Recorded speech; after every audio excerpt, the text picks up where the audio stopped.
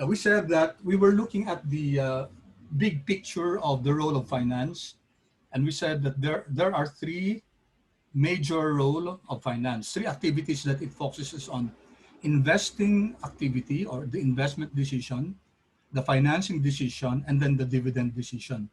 For the investment decision, we said that generally a firm engages in either a capex or opex. These are expenditures. Pag capex, guys, capex, these are capital expenditures. These expenditures will benefit the firm for a long period of time. So investments in long-term assets, investments in equipment, machinery, real estate, these are capex. These are capital expenditures. As against OPEX, which are just operating expenditures, transportation expense. So for example, a staff goes from one place to another just to do some work. The expenses incurred in that transportation expense will fall under OPEX because this will only benefit the current operating period, as distinguished from the CAPEX, which benefits more than the current operating period. As I mentioned, guys, investing in long-term assets like machinery is a form of CAPEX, no? CAPEX. So in any investment decision, the decision rule should be the returns that will be generated from that investment should be greater than the, sorry, okay, it should be greater than the, where's my pen? It should be greater than the minimum acceptable hurdle rate. What's this, guys? Do you recall what this is? What's the minimum acceptable hurdle rate? There is a name for that. We called it the weighted average cost of capital, okay, the WACC. Okay, so this measure, guys, yung WACC is very important because you can never determine if the asset to be invested in should be okayed or not. Okay, because you can compute for the returns by estimating the cash flows that's generated from that investment. However, if there is no benchmark or acceptable hurdle rate by which you will compare the return of the asset, then how can we make a decision? Okay, clear yun, guys? So yung return ng asset, let's call this R, let's call it return of the asset, should be greater than the weighted average cost of capital. Any return of the asset that's not greater than the WACC should be not recognized or should not be pushed through. Okay, so that's a decision rule here. Why? Because this decision, guys, will maximize shareholder value. Okay. Now, when we look at investment decisions, so we have to look also at the riskiness of the asset. So remember, guys, in investment decision, we look at the magnitude and the timing of cash flows. So here, cash flow is king. Cash flow is king. And then when we look at the cash flow, you have to look at the timing. Okay. And of course, the magnitude, how much? When you say magnitude, how much is the cash flow? And the other one, timing, when will the cash flow be obtained? Okay, because remember I asked you last time, what do you prefer? Having 1 million today or 1 million after 1 year? And all of you answered that it should be, they would prefer 1 million today versus 1 million 1 year after. And it has something to do with the timing of the cash flow. And we said that cash or resources in general have a cost to it. Money has a cost to it. Okay, we call this the time value of money. So we're going to discuss in a while. Time value of money. So one peso today is not the same as 1 peso after 1 year. And then we also have to look, as I mentioned a while ago, the riskiness. Okay, the riskiness. Not all investments are created equal. Some investments are more risky than others. And do you recall the principle that we discussed about riskiness? The principle of risk and return, remember that? We'll discuss that in a while again. The greater the assumed risk, the greater should be the expected return. nobody in his proper frame of mind will agree to an investment scheme where he or she takes on a huge amount of risk and yet is compensated for that very, very minimally. Okay, I'll give an example in a while. Okay, so a minute, there's a chat here, baka there might be a question. Okay, yung mga attendance mamaya na ha. Okay, then you have the financing decision. Okay, so sa financing decision, what we determine here is what is the optimal financing mix. Okay, mix of debt and equity.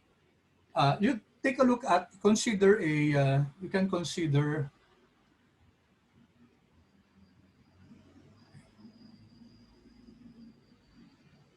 so consider as a firm as like a structure.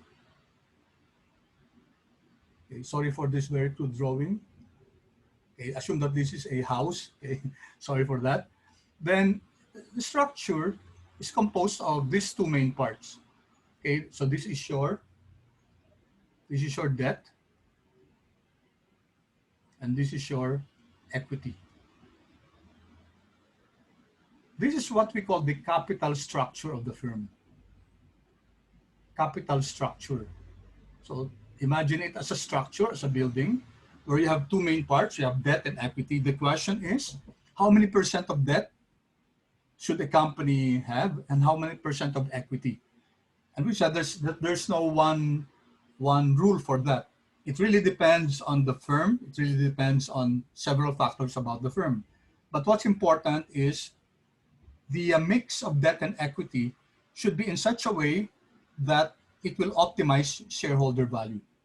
Okay, again here, going back again to this operative word, maximizing firm value or the wealth of the firm. Okay, and also we discussed this last time, matching the tenor of your assets. Do you recall, guys, what we said about this, about the financing mix, financing decision? What should be the relationship between your assets and the investing vehicle that we should use in order to finance our assets? Do you recall, guys, the general principle? Anyone? Volunteer, guys? Sir, sir, is it the best financing Sino mix to? is Sino to? Name? Sir si Hans po. Hans, yes, sige. Sir, yung question is about what's the best financing mix po, no? What's the best, if you're going to finance a particular asset, how should we finance it? By maximizing shareholder Okay, value. maximizing shareholder value, that's the broad principle. But the specific principle when we're financing assets is, okay, let me give you a clue. Yung long-term assets and short-term assets. How do we finance long-term assets, guys? It's financed by, assuming we're going to use debt. Long-term assets are financed by, take a look at this, long-term. So there should be a match. It should also be long-term financing or long-term, let's call it debt muna. Long-term debt dapat. If we're going to borrow funds, the long-term assets should be financed by long-term debt. Similarly, short-term assets should be financed by short-term financing also. So there should be a match. Okay, sometimes short-term assets could be financed by long-term debt, but there are special reasons for that. But generally, the principle is that imamatch dapat kung ano yung tenor ng asset, kung anong klaseng asset yan, dapat yung financing yan, ganun din. I gave you a crude example before, di ba? You don't buy a house and lot using your credit card. Kasi ang credit card, short-term financing lang yan. Short-term debt lang yan eh. Pero yung binibili natin, kunyari, millions in terms of, let's say, real estate. So it's let's say, foolish to finance your long-term assets with a short-term debt. Okay? And similarly, guys, ganun din for short-term assets and short-term debts. So that's what we looked at as far as financing decision is concerned. And lastly, yung dividend decision, that this will be towards the end of the term na, okay? So if a company, for example, generates cash flow, what does it do with the cash flow? There are two options. Either flow it back to operations, and we do that especially when there are projects, investment opportunities that a company will go into. But if there's none possible yet at the moment, then it is best to return some of the funds to your shareholders in the form of dividends. Okay, so or there are also what we call buybacks. We'll study this in greater detail. Buybacks are when a company buys back its shares of stocks from the investor. So there are reasons for this, which we're going to discuss in greater detail in the future. Okay, so let's go. Again, guys, this is just a summary: investment, financing, and dividend decision.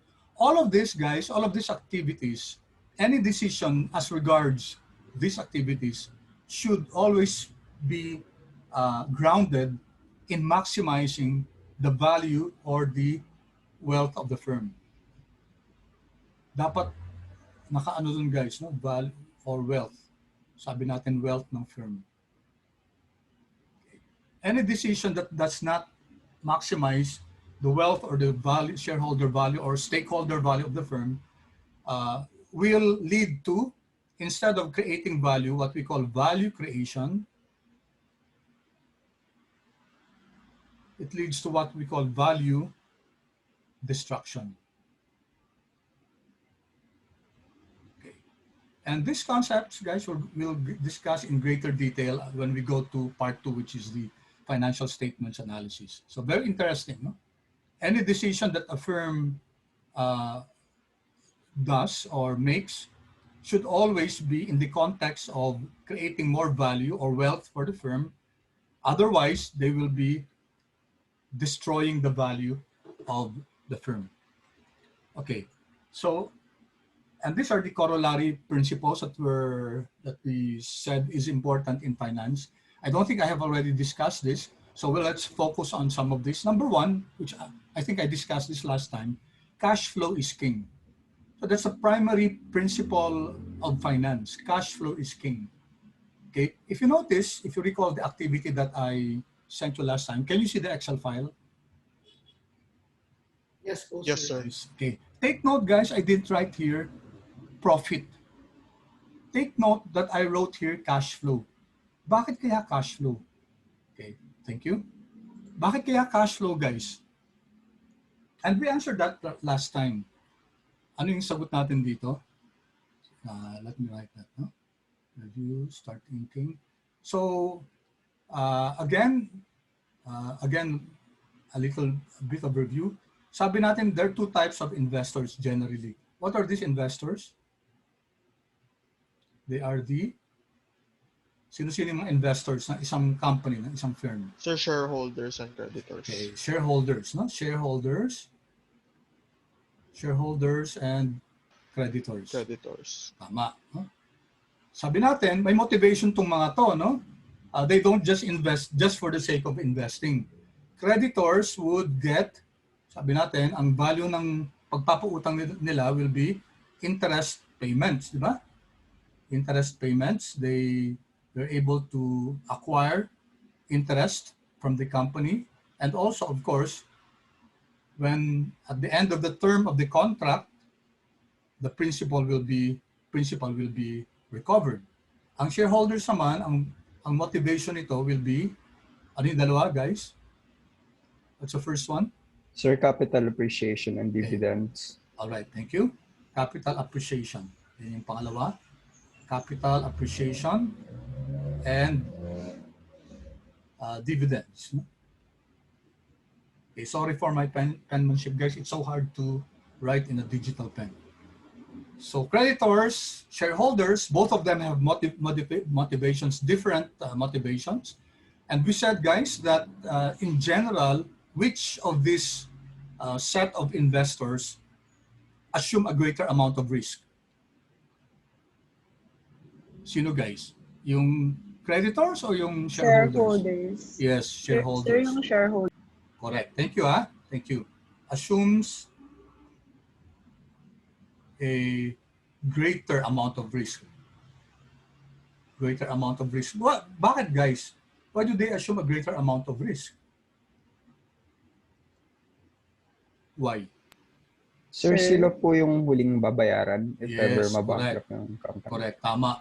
Pag in the process of liquidation, it's a process where the firm, guys, sells off its assets in order to convert it to cash in order to pay the investors.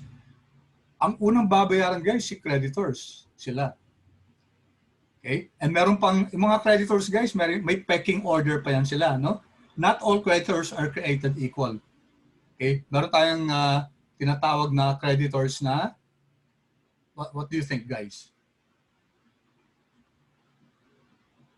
There are creditors that are called, okay, may mga secured loans, no? Ano yung mga secured loans? These loans are secured by the assets of the company. Kunyari, si company A hihiram. Si creditor gusto niya magpahiram, kaso dapat may para may collateral. Okay? May collateral kayo, kunyari may lupa kayo dito, i-collateralize natin 'yan. So that pag hindi kinakabayad, we can collect on that on that collateral, which is the land, no? So may mga ganong creditors. May mga creditors naman na walang ganon. So in the process of liquidation, yung una na babayaran, yung may mga secured loans. Yung iba, susunod na lang, no? Paano kung yung value ng assets ng firm na binibenta in the liquidation process hindi nakakasya? Okay, so yung ibang creditors, possible na hindi mabayaran. Kung hindi mabayaran yung creditors, guys, lalo hindi mababayaran yung shareholders. No? Kaya nga ito, ang sabi natin dito, meron silang residual interest. Ano yung residual? Ang sama mong pakinggan, guys, pero ang ibig sabihin ng residual, ito na yung tira-tira, no? Well, practically that's true because, again, I said in the liquidation process, in case a firm goes bankrupt, so magkakaroon ng bankruptcy process, and then yung liquidation is that they liquidate the assets, they will sell off the assets, and pay off the investors according to its pecking order. So nauuna yung mga secured debentures, secured creditors, etc., etc. Tapos huling-huli na yung common shareholders. Okay? So because they assume a greater amount of risk, syempre yung returns din nila mas mataas-taas, no? Si Jollibee, guys, o si San Miguel, yung mga blue chip companies, they pay regular dividends to their shareholders. Okay, so this is a form of the return. And of course, yung capital appreciation, if they perform well, guys, the company's stock price goes up. So nag-appreciate yung initial investment natin. Kunyari, if we invested initially at 30 pesos per share, and then because of the good performance of the company, nagsisurge yung price ng stock. Bakit nga pala, guys, magsisurge? Ba't aakyat? Anong principle yon, guys? Very basic principle. Why do stock prices go up? What principle is being followed by that? Sir, is it because of the performance of the company? Yes, performance of the company. But the reason for that, yung performance ng company, so what happens actually? What's the law, quote-unquote law, or the principle behind this? Sir, Yes? market price are always right. Okay, market prices are always right. Market prices are always right. Okay, siguro part lang yun, pero a more basic fundamental principle that guides the appreciation of stock prices is the law of, Sir, yes? supply and demand. Yeah, thank you. Thank you both. Pareho kayo, no? Law of supply and demand.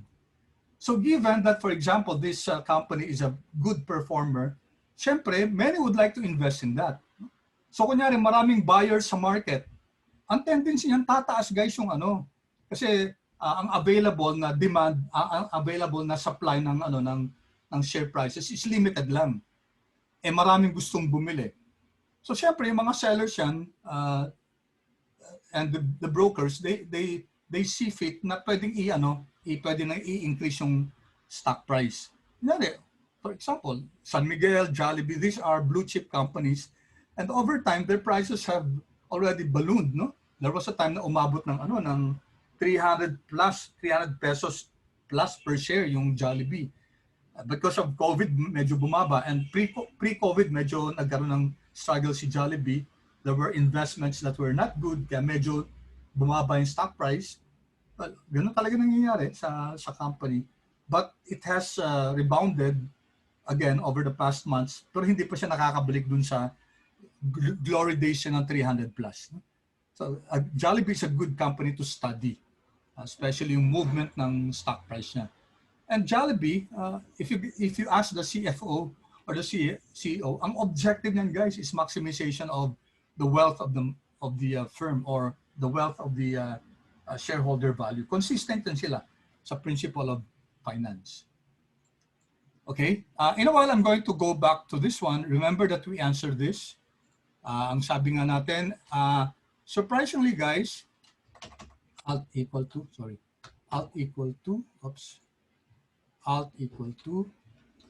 surprisingly, there were varying answers here, no? Sabi natin, di ba, last time, yung iba, they will invest kasi nga, okay naman yung 450. Yung iba, hindi, kasi pababa daw yung cash flow. So there are different reasons, no, that you can come up with. But sa finance kasi, hindi pa pwedeng ganun. We have to answer this question from a solid finance background. Dapat may may rational, may financial rational tayo coming from financial theories. Okay? So let me first go back here. Itong 5 principle na to, guys, may iba pa, no? But we focus on these 5 most important ones. Number 1, cash flow is king. Ay, wait. Hindi ko pa lang sasagot yan. Okay? Sabi natin, di ba, ito si creditors at saka si shareholders. Bakit importante sa ating cash flow is king? Kasi yung investment ng creditors, guys, cash yan. Investment ng shareholders, cash. Okay? So what do they expect in return? Ano ba 'to? Interest payments? Cash yan. Principal payment, cash din yan. Dividend payment, cash din yan. Okay? Capital appreciation, although hindi ang company ang magbabayad yan, okay? But ang return yan sa shareholder then is cash, although not directly from the company itself. So that's why cash flow is king, guys, kasi ang language ng business, guys, is money, no? Pera. Hindi naman tayo nagnenegosyo na laway lang yung puhunan natin. That would have been good. So reality is we need money. We need cash. We need cash, for example, ito example na to. We need this 2,000 para mag-invest tayo dito sa asset na to. Okay, itong mga returns na to, cash flow din yan. Cash yan, guys. Okay, so I hope it's clear that cash is king. Ang money or cash is the medium of language of finance. That's a language of finance. We can't go against that. Talagang ganun, no? Sabihin na natin na mukhang pera, ganun talaga, guys. Pag negosyo, we can't avoid that, no? It requires that investment as well as future benefits be measured in cash. So I hope this is clear, guys. Fundamental principle yan ng finance. Number 2, time value has money. At the time value of money, sorry. Ibig sabihin, yung money, may cost yan. That's why this is consistent with how you answered last week. You would prefer 1 million today rather than 1 million in the future. Kasi nga, you can put your money in an investment vehicle, investment scheme, and then at the end of the year, that would have grown to a certain amount. And definitely that would have been greater than the 1 million that you're going to get in 1 year's time. So very practical yung principle na yan. And it's consistent with the fundamental principle of finance. Okay, nawawala yung digital pen. Where's my pen? It disappears. Okay. So cash flow is king. And then time value of money, no? 1 peso today is not the same as 1 peso after 1 year. The third, risk and return, guys. Ano ibig sabihin nito? Sinabi ko na sa inyo to, no? The higher the assumed risk, the higher is the required return. Okay, let's have an example. Okay, see, company A needs, let's say needs, binatin 10 million, no? 10 million. So hihiram siya. Okay. Then we have these two companies. Let's assume it's, no, sorry. Let me change the example.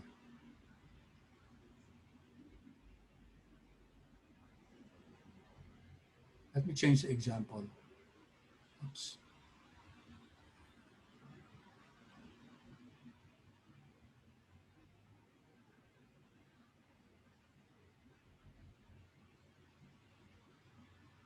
Okay. I have two companies here. One is, let's say, San Miguel Beer. No? San Miguel Beer, SMB.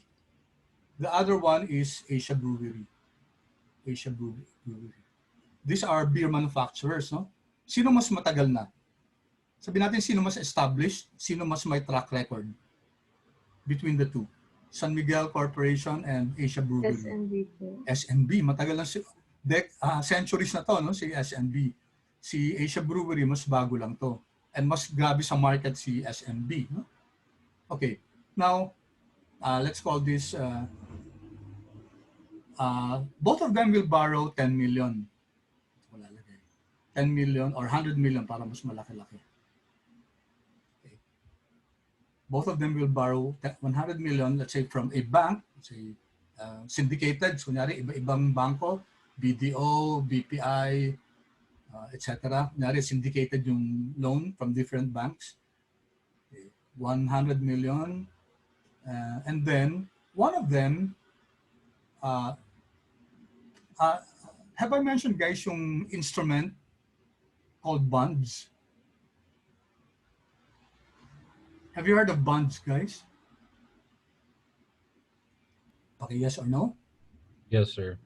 Okay, ano yung Buns? Anyone can explain ko ano yung bond? Sir, it's like the loan. It's like the utang of the company. Correct. Okay, it's a loan of the company. Okay, so long term usually yan, long term, no? And may interest yan. Tsaka andun yung specifics, yung tenor ng loan. Andun yung interest payments, ilang percent, kung semi-annual ba, o monthly, or annually, and then how many years, no? Let's assume, guys, sa pare-pareho silang, sabihin natin semi-annual yung term, tapos let's say 10 years. Okay, so ito yung tenor ng, ng bonds, no? So pareho si San Miguel Beer at saka si Asia Brewery manghihiram dun sa mga bangko. Okay, semi-annual yung terms of payment. Ibig sabihin, every 6 months, magbabayad sila ng interest payment. And then, after 10 years, no? After 10 years, they will have to pay for the principal. Okay. One of them issued, let's say, an 8% bond.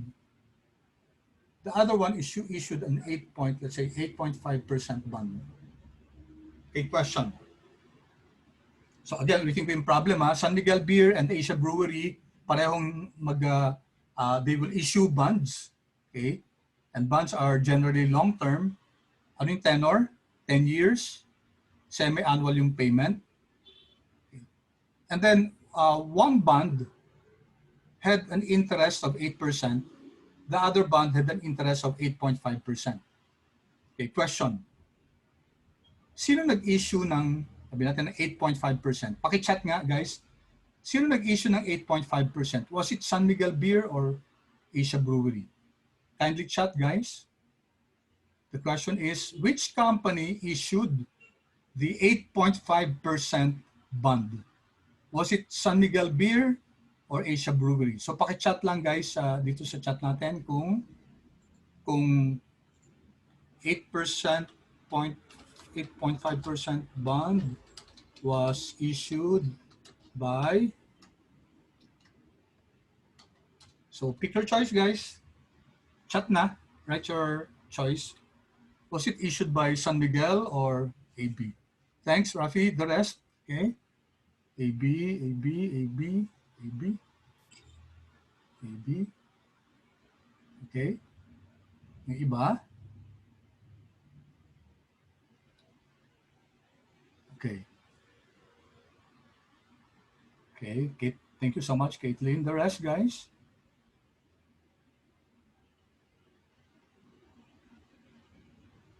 EB. Okay. Thank you for answering, guys. No, I appreciate your participation. Now, ang nag-issue ng 8.5% is, balikan natin itong risk and return principle. Okay. Kunyari tayo yung bank, tayong financing institution, in which company are we going to assume a higher amount of risk? Kay San Miguel ba o kay Asia Brewery? Asia Brewery. Oo. Mas malaking risk natin kay Asia Brewery by virtue of siguro yung longevity ng company, yung track record niya. Okay, so we'll be assuming a greater amount of risk kung magpapahiram tayo kay Asia Brewery. Okay? Therefore, we could charge Asia Brewery with a higher amount of risk, a higher amount of return, no? Kasi sabi natin, kung mag-i-issue tayo if we will be assuming a greater amount of risk, then we should be compensated with a higher amount of return, no? Okay?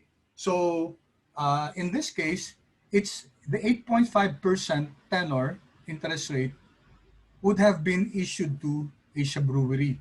Yung 8% kay San Miguel. Again, it's consistent with the principle of risk and return principle, where if we're going to assume a higher amount of risk, then we should be compensated with a higher amount of return. Okay? And then fourthly, guys, yung market forces, or what we call the efficient market hypothesis. And then the fifth one is the agency problem. Okay, yung agency problem, ang ibig sabihin yan, guys, yung mga professional managers ngayon, usually they're not the owners. Okay, so pag agent ka, what does being an agent mean? Anyone, guys? What is an agent? Ano ba yung principle ng agency? What is an agent? Representation. Okay, representation. So an agent is a party or somebody who acts in behalf of another person or another entity. So may technical term din dyan. Sabi, ang tawag natin dyan, there is a what we call fiduciary relationship. No? Fiduciary. Okay? Fiduciary relationship where you act on behalf of your principal. Kasi ano yan, agent-principal relationship. Kung sino man yung dinesignate na who will do things on behalf of the other party, which is the principal, okay, ang tawag sa kanya agent. Okay, before, guys, yung mga professional managers, mga CEOs, etc., mga managers, they were all agents of the owners, of the shareholders. Kasi they don't own the company, di ba? So they're hired as professional managers in order to act on behalf of the owners, the principals.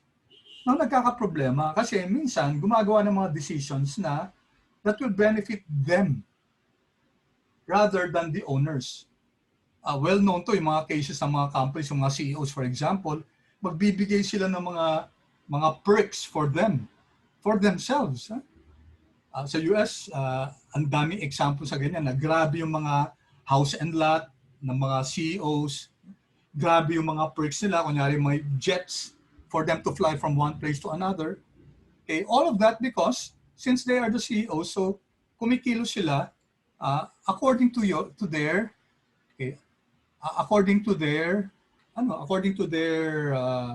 benefit.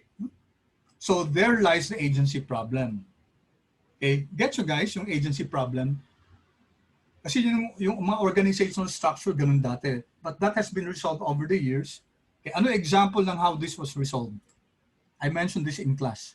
Para medyo ma-minimize yung agency problems wherein the agents or the professional managers make decisions that are inimical to the owners, the shareholders, but beneficial for them. No? Kunyari yung salaries, yung mga perks, etc. Para sa kanila, hindi para dun sa shareholders, hindi magbe-benefit yung shareholders. Okay lang naman, guys, yung mga perks for as long as talagang performing yung professional management. But oftentimes that's not the case. Palugi na nga yung company, mababankrupt na, tapos gagawa pa ng mga decision na which is really selfish and self-serving. That's the problem with the agency. And what classic example was cooked up before so that this will be mitigated na minimize the agency problem na to. You recall guys kung ano yun? You recall I mentioned that in class? What we call the, remember this?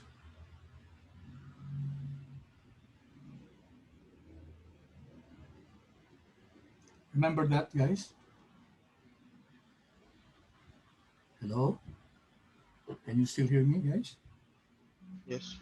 Okay. Ano yung ASOP, guys? Naalala niyo to? Yes, sir. What's that? Sir, ito Yeah. po yung bibigyan yung employees ng stock. Oh, correct. Si Rafi sinabi niya, that's an employment stock option plan. Tama, no? Employee stock option plan. So, make the professional managers part owners of the company. And that way, guys, minimize, if not totally eliminate, yung mga actions nila that will destroy the value of the company. Kasi alam nila na may stake sila dun eh. Part stakeholder na sila sa dun eh. They own the company and it is in their best interest to really push forward the interests of the whole organization.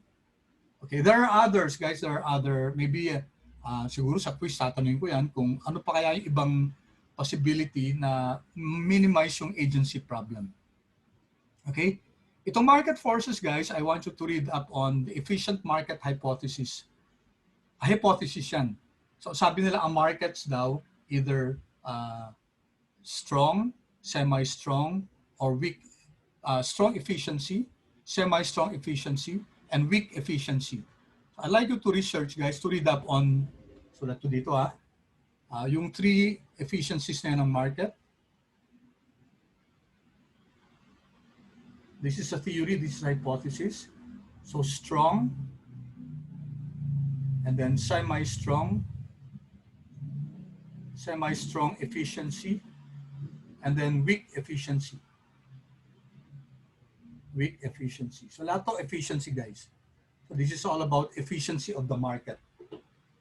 Okay, and it will have something to do also with di-discuss natin to in greater detail. Pero sabihin ko lang yung terms what we call, there are 2 types of analyzing stocks. What we call fundamental analysis and technical analysis.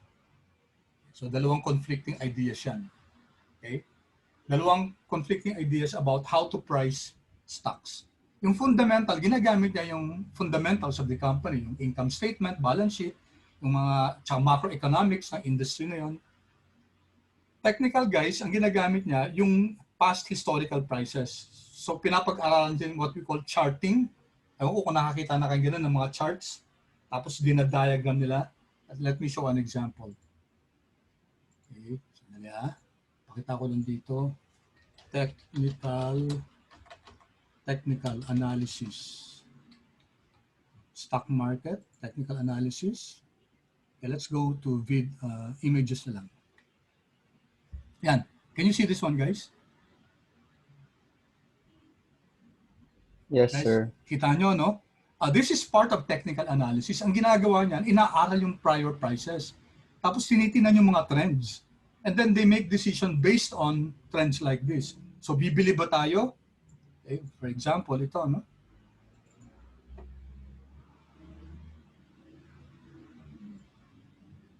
Yan, pinari yan. This is just an example of, this is a study of IBM. So notice na pinag-aaralan yung mga stock prices. Pinag-aaralan yung patterns.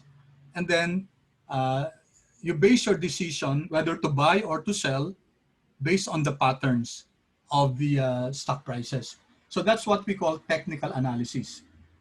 Okay, sa finance, may isang subject na yun lang pinag-aaralan. Technical analysis. And then also yung fundamental naman, this is the opposite. Okay, hindi tinitingnan yung mga, konti lang pagtingin sa prior stock prices, but more so on the income statement, the balance sheet, the statement of cash flows, the market dynamics, yung ano ng industry analysis. That's That's part of fundamental analysis. Okay?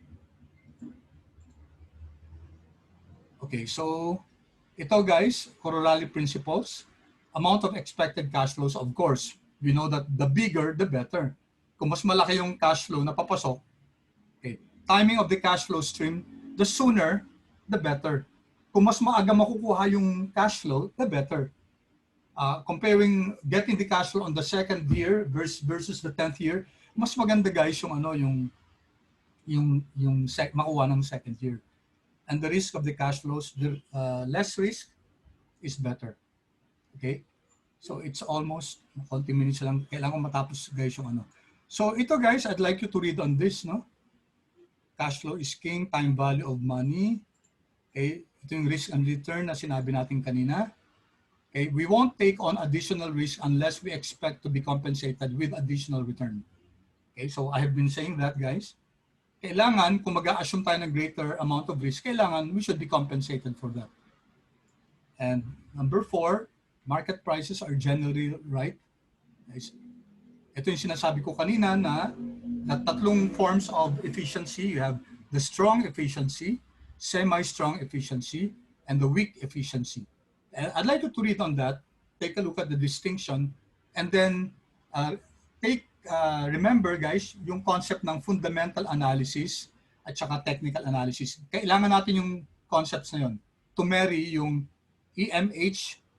What is EMH? Efficient Market Hypothesis. That's your EMH. That's a fundamental hypothesis in finance. So sinasabi dito guys, pag strong efficiency, lahat ng information sa market and the company is already reflected in the stock price. So ang sinasabi dito, stock prices are a useful indicator of the value of the firm. Okay? Note that there are inefficiencies in the market that may distort the prices. So in other words, guys, because of the inefficiencies of the market, then baka pwede magkaroon ng distortion dun sa price ng market. Okay, but then again, guys, this depends on what form of efficiency. Pag strong efficiency, walang inefficiency dun sa market. Pag semi-strong, merong konting inefficiency. Pag weak, mas malaki-laking inefficiency dun sa market, no? Okay, and then, okay, this is what we mentioned a while ago, yung agency problem. Okay, so just a few discussions about this. Finance, guys, is common sense. Okay, nothing earth-shattering here.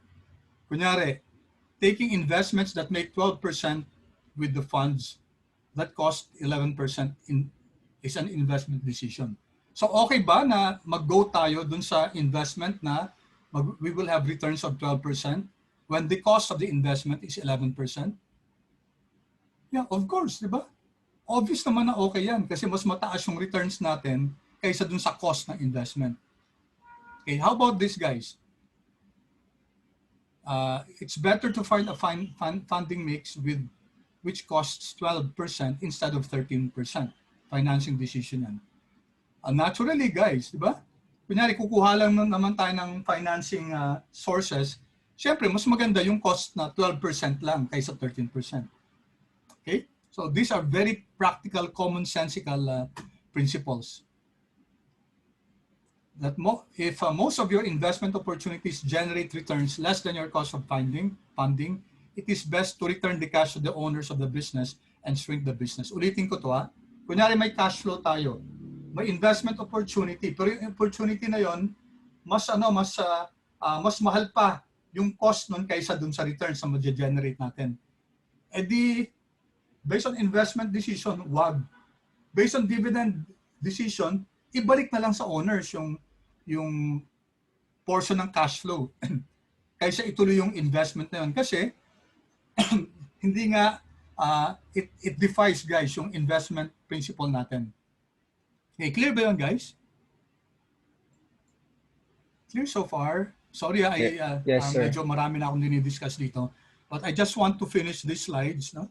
And dito naman siya. I hope you will study this. Okay, the second one, it is focused. The singular objective is to maximize shareholder value. So kung iisa lang yung objective, main objective, guys, we're not saying that there are no other sub-objectives. With this singular objective, we can choose the right investment decision rule given a menu, decision rule to use given a menu of such rules. Mas pwede natin yung right mix of debt and then right amount of cash that should be returned to the owners. Again, this falls under investing, financing, dividend decision making. Okay, yung tatlo, no? Yung tatlo. We can make the right decisions based on investment activities, based on financing activities, and based on dividend decision activities. Okay? Third, it is universal. Whether small or big companies, guys, yung fundamental principles ng finance, it cuts across any type of business. Okay? Small or large, public or private, whether it's a mature business or emerging business, they have to make investment, financing, and dividend decision. And then always, guys, it's in the context of maximizing the wealth of the company. It's in the context of maximizing shareholder value. Okay? Universal then, guys. Okay. Of course, may pagkakaiba ng konti dun sa mga sa circumstance ng mga companies, but a publicly traded firm, what's the meaning of a publicly traded firm, guys?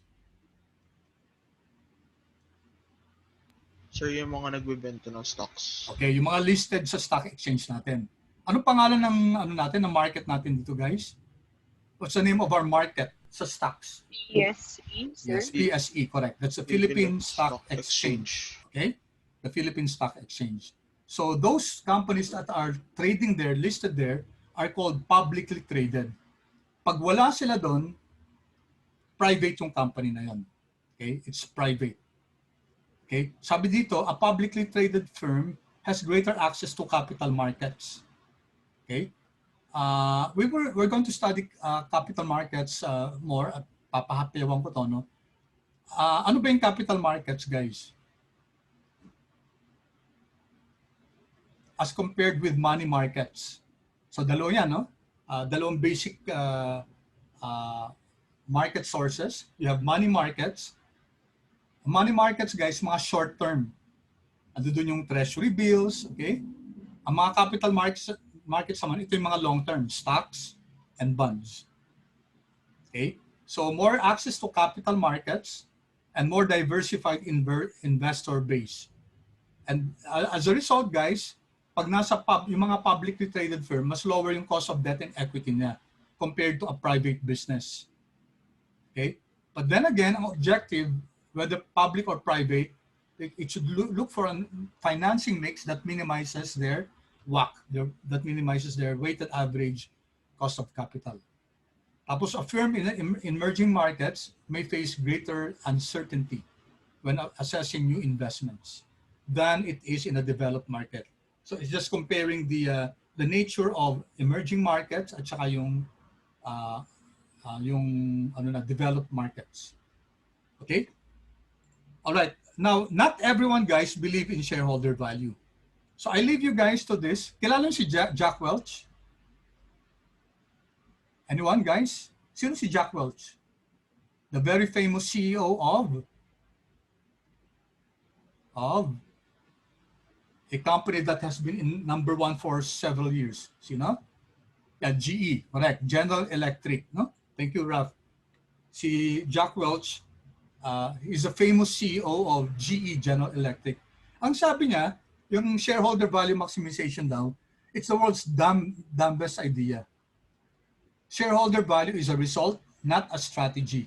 Your main constituencies are your employees, your customers, and your products. Sa kanya, it's all about maximizing the value of employees, customers, and products. So I just want you to be aware that not all people are believers of shareholder value. May debate talaga yan. Okay? Pero mas marami naniniwala sa maximizing shareholder value. Sabi ni Javier Willard, sabi niya, this is totally idiotic. Tapos si Paul Polman, CEO of Unilever, he calls it the cult of shareholder value. Okay? So paano? Si Jack Ma, sabi niya, customers are number 1, employees are number 2, shareholders are number 3. So quite malaki yung debate nito, no? Nito mga statements na to. So malamang yan, itatanong ko yan sa first quiz natin, guys. What's your take on this? Okay, I'd like you to look at this, guys, yung top 100 corporate citizens. Ito yung ESG natin, environmental, social, and governance. These are very good. This is a very good site about triple bottom line. Okay, remember this, guys? 3BL is triple bottom line. And sa kanila, dun sa triple bottom line nila, ito yung tinitingnan nila mga factors in assessing a company's CSR. Ano effect ng ginagawa sa climate change, employment relations, environment. Hindi nawawala yung finance kasi maganda nga sa climate change, kung palugi naman yung company, no? Governments, human rights, stakeholders in society, and ito yung ESG performance. So I leave you guys to look at this, okay? Navigate through that, okay? And read on this, no? Read on this. Okay, I have a few more minutes, guys. May question ba? I'm going to go back here. Gusto kong tapusin na natin to. Okay, so I'll put this up. Okay. Anong function ng finance to, guys? Anong function ng finance? Is this investing? Is this financing? Is it dividend distribution? Investing, sir. Yes, investing to, no? So, finance ang mag-a-analyze ito. No? This is a purview. This is part and parcel of the role of finance. Now, unfortunately, guys, we cannot add this. Okay, number 1, it will violate the TVM principle. Ano yung TVM, guys? Ano yung TVM? Time value of money. Time value of money. You cannot add yung 1,000 after 1 year to 450 after 2 years. No yun, guys. Because that violates the time value of money. Okay. So before I continue, guys, take note. This is cash flow, di ba? So fundamental principle ni Finance 1 yan, di ba? Cash flow is king. Second, time value of money. So in order for us to determine kung dapat ba i-invest natin to, hindi natin pwedeng i-add lang to and say 450. Hindi pa pwede. Okay, there has to be an operative way to do this. And that, guys, is by virtue of, so tingnan natin sorry about this. May magnitude ng cash flows. Di ba sinabi natin kanina, dalawang important sa investment. Magnitude and, isa? And letter T? Timing, correct. Timing. So dalawa yan, Thank you, Magnitude and timing. So do we have the magnitude? Do we have the amount? Meron? Meron, sir. Yes. Yes, Do we have the timing? Meron timing Yes, din. po. So we need this, guys, in order to determine whether this is acceptable or not. Do we have the minimum hurdle rate, guys? Meron, 10% given. So dapat yung returns na to, guys, considering the magnitude and the timing and the minimum hurdle rate, the returns of that should be greater than 10%. Otherwise, if the returns is less than 10%, then reject that project. Okay? Reject the project. I'm going to teach you here quickly how to determine, guys, yung returns ng project. Okay, so I'm going to write here PVCIF. Okay, so this means the present value of cash. Okay, let me call it present value of cash flows. Present value of cash flows. So kailangan, guys, ma-convert natin yung mga cash flows natin into the same time frame. Okay? Alright. Sino nakakaalala dun sa high school nyo yung formula ng present value? Anyone, guys? So sabihin ko na lang the present value is equal to your cash flow, or this is your future value. Okay? This is your future value. Then what? Times what? 1 plus your required return. Then raised to the what? Negative t.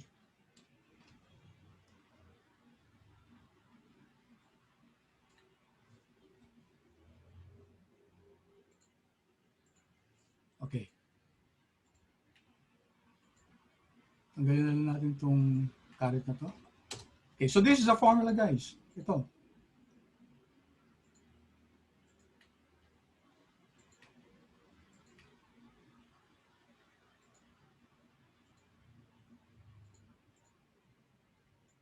Yeah. Okay, so we can perform this, guys, no?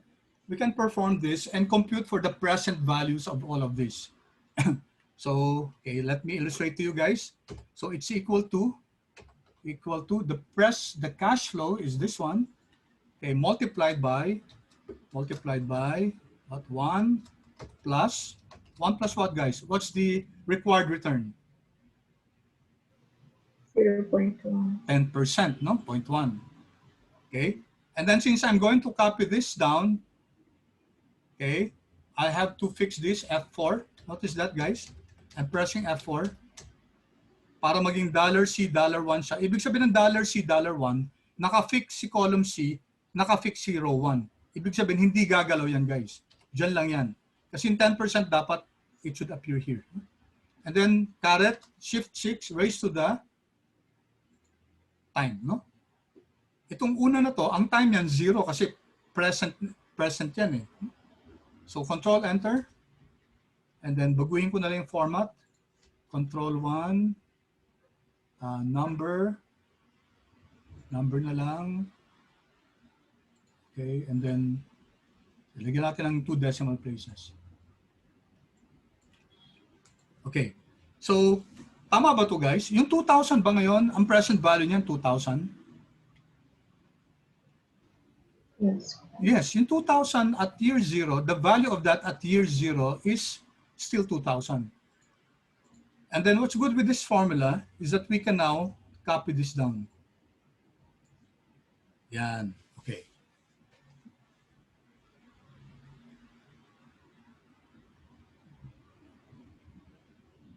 One plus R.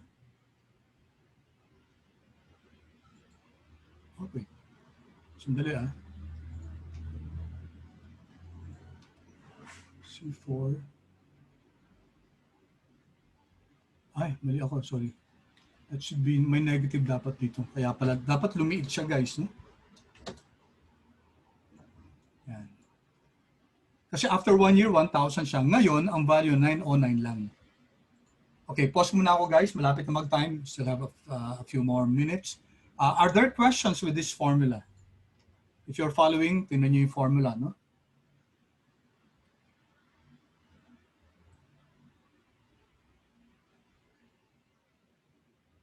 Questions? Sir, saan na po? Wait. Saan napunta yung? Yung, ano yung FV, sir? Yung, Sorry? Ito. Ano yung FV? Ito yung cash flow natin. Ito.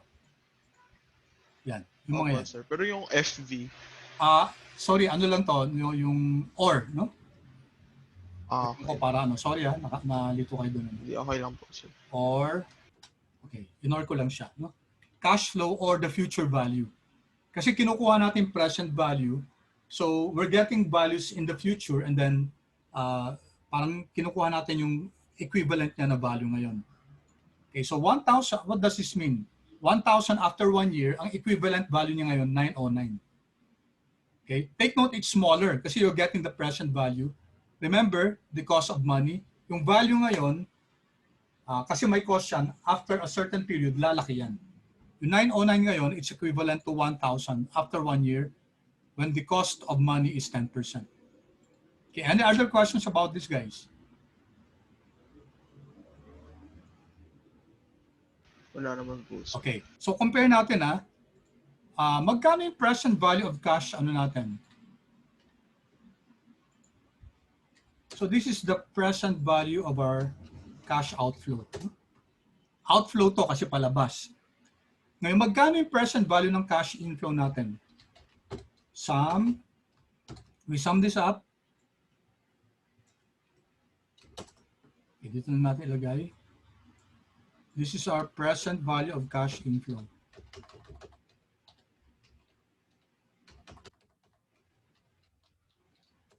Okay. So yung present value ng cash outflow natin is 2,000. The present value of our cash inflow is 1,972. If we add this, guys, sum So what are we getting, guys? Negative, sir. Negative. So should we pursue with the project? Hindi po, sir. No. No, guys. Kasi yung present value ng cash outflow natin, 2,000. Yung inflow natin, 1,972 lang. And there's a term for this. We'll discuss this in greater detail, guys. NPV. This is called your NPV. It's the cash flow amount, the excess of the present value of cash inflows over the present value of your cash inflows. And then I'm going to just write one more. Can we compute the returns of this one, guys? Yes, Excel has a function. It's called your internal rate of return. So let's do that. Is equal to IRR. Values. Ang values natin ito. No? Ito, guys. Ito. Ito yung mga investments natin. Negative 2,000 and then ito yung mga returns. No? Okay. Enter.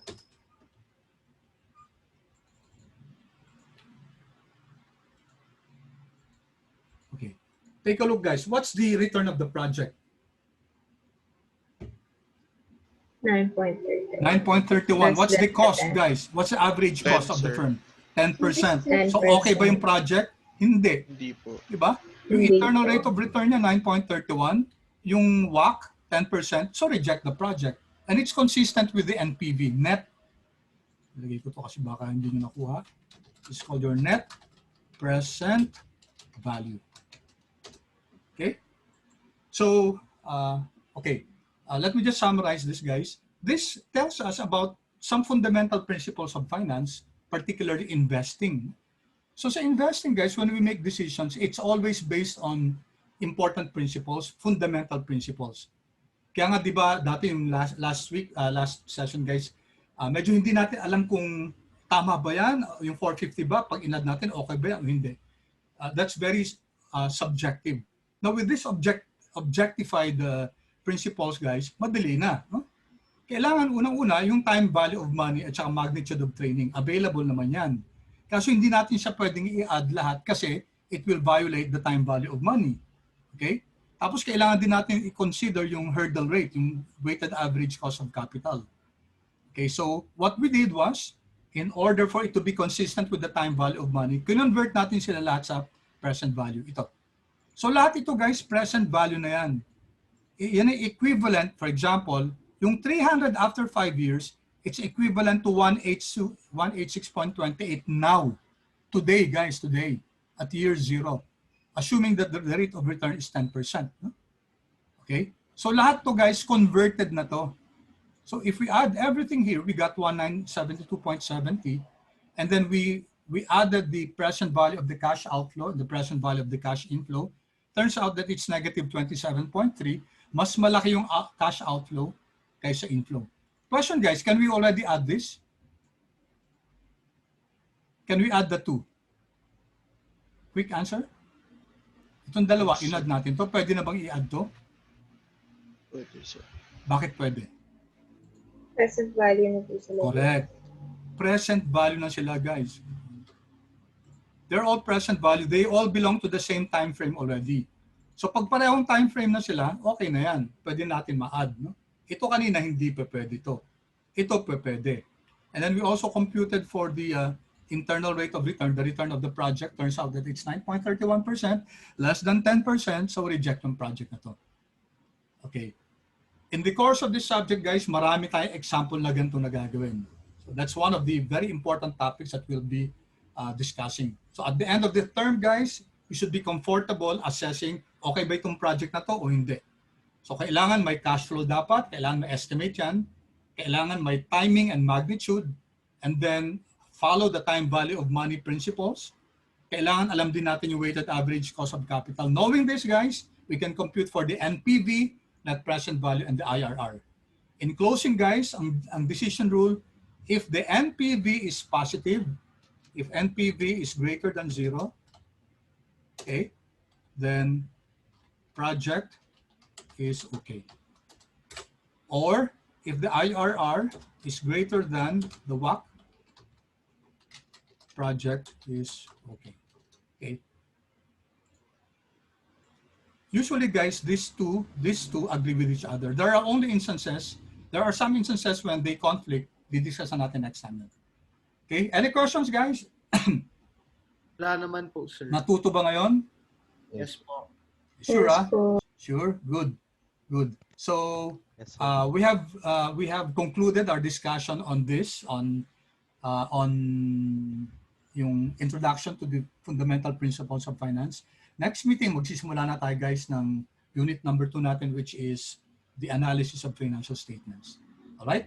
So thank you guys. Thank you so much.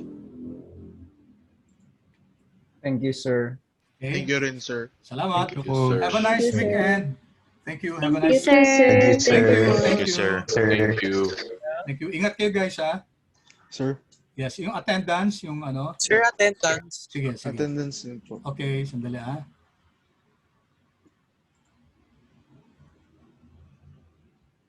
So, sandali lang. Okay, sino?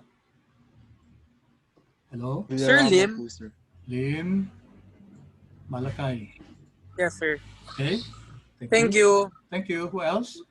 Villarama po, sir. Villarama. Lawrence. Yes po. Okay? Kita mo na yung Thank you screen, po, ano? Chinek ko na.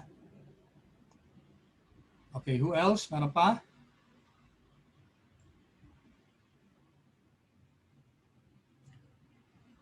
Okay, no more.